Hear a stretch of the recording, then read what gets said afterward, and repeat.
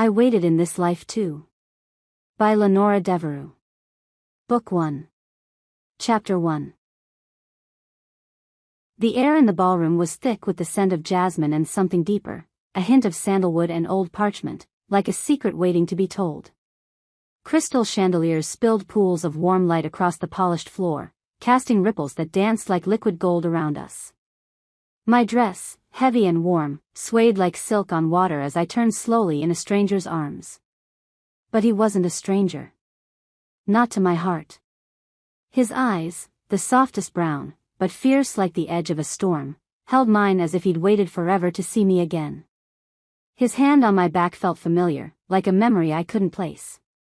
We danced gently, slowly. No one else existed in that dream but us. I wanted to speak, but the words slipped away, lost in the quiet music. I just stared at him, thinking, this is you. I've waited for you in this life too. The violins played. He smiled. And then I woke up. The bark of my neighbor's dog outside my window pulled me from the dream world back into the cramped reality of my rented studio in Metro Manila. It was already 11:03 a.m. I had slept through my alarm again. I groaned, pulling the threadbare blanket over my face. The room smelled faintly of old books, dust, and the sharp tang of the city outside. But all I could think about was the dream. That feeling. That man. It had been months since I left a relationship that had lasted 7 long, bruising years. 7 years of silent tears, whispered insults behind closed doors, and wounds that never fully healed. I stayed not because of love, but because I thought I had already wasted too much time. When I finally left, I didn't cry. I didn't even feel relief. I just went numb. Since then, I'd tried to be the jolly, typical emotionless again, or at least that's what people said.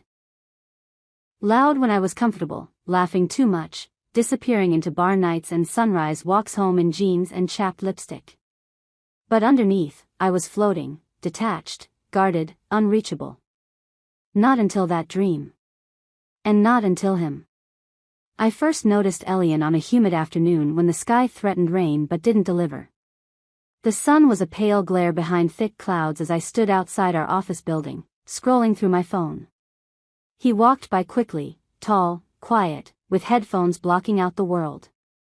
There was something about the way light caught the strands of his hair, the calm in his gait. It was ridiculous, but I stared after him like an idiot. No. Stop, I told myself. You're being weird. 3 days later, I saw him again. This time, inside the elevator. My heart stilled. Same guy. Tall, pale-skinned, sharp jawline. Brown eyes that glowed golden under the flickering elevator light. I stood frozen at the back, pressed against the buttons, pretending to check my phone while my whole body screamed, it's him. It's the man from my dream. I caught his scent, spicy, musky. Eros. The same cologne my dream self would have fallen for. Then he moved. The elevator dinged at the 8th floor, HR. Our company's HR floor. He stepped out like it was nothing. Like he hadn't just shattered the boundary between dream and reality. I was stunned. Curious. Every part of me wanted to follow him, to step out and pretend I had business there too. But I didn't. I stayed. Let the doors close. Let the moment pass.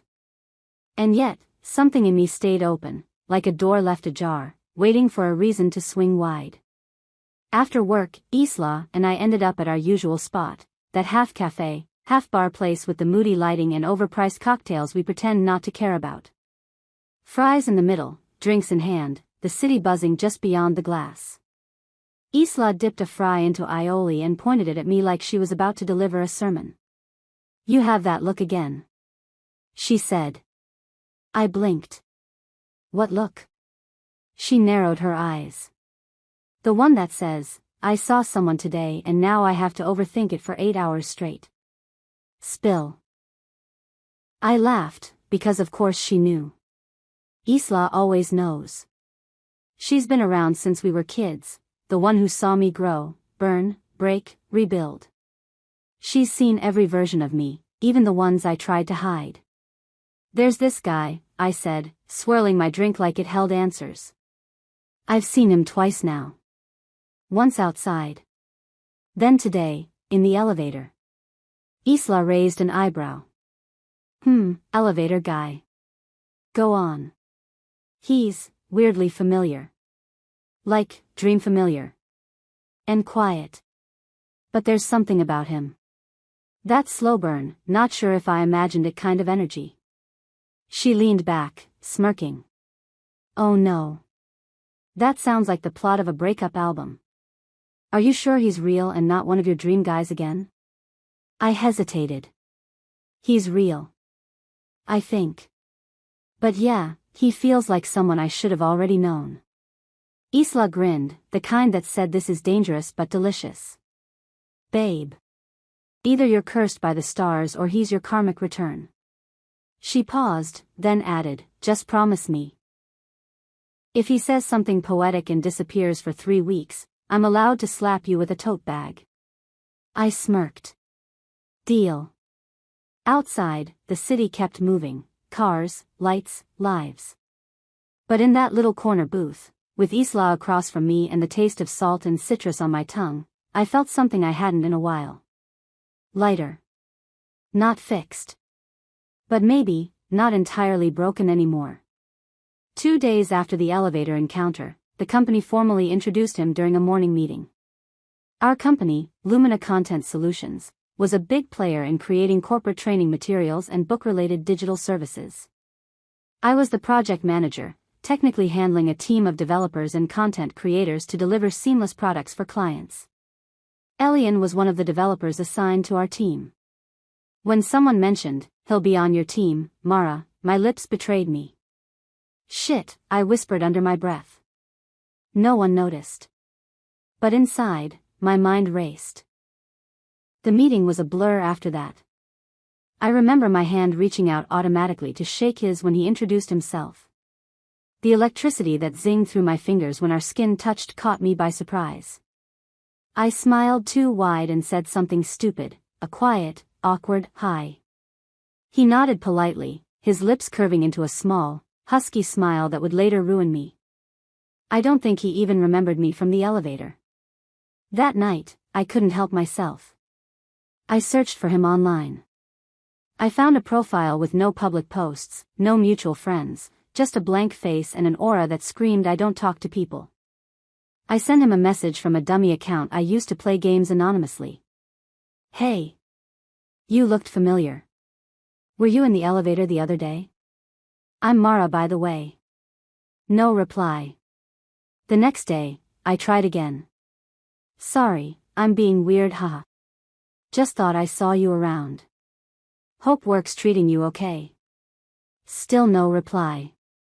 I told myself I'd stop. But I didn't. For 2 weeks, I checked obsessively if he'd read the message. I joked with my friends that it was just a crush, a fantasy. Then one random Saturday at 2:07 a.m., he finally replied. Hi. Sorry. I'm not usually online. 3 words. That was it. But God, I screamed into my pillow like a teenager. It was embarrassing. But it was also the first real butterflies I'd felt in years. After 7 years of trauma and silence, I felt something again. Something that made my heart beat so fast I thought I'd pass out. Our conversation slowly picked up. It was never easy. He was quiet, short with his replies, never asking much back. But I kept pushing, kept talking. I didn't even know why. Maybe because I'd already met him in a dream. One night, out of nowhere, he called me. I stared at my screen for 10 seconds before answering. Hello? My voice barely steady. I just wanted to hear what you sound like, he said. That was the first night we talked until dawn. He was awkward. I was noisy. He'd ask, do you always talk this much? And I'd laugh. No. Just when I like someone. Silence. Then a low chuckle. A week later, I texted boldly. Let's go out. He replied. I live far from Quezon City. I shot back. Let's meet halfway then. He didn't reply right away. When he finally said yes, I smiled like a girl in love with her own hallucination. Later, he admitted the dummy account wasn't his main one. Add me on my real account, he said, sending a new username. I did. And just like that, the line between dream and reality blurred.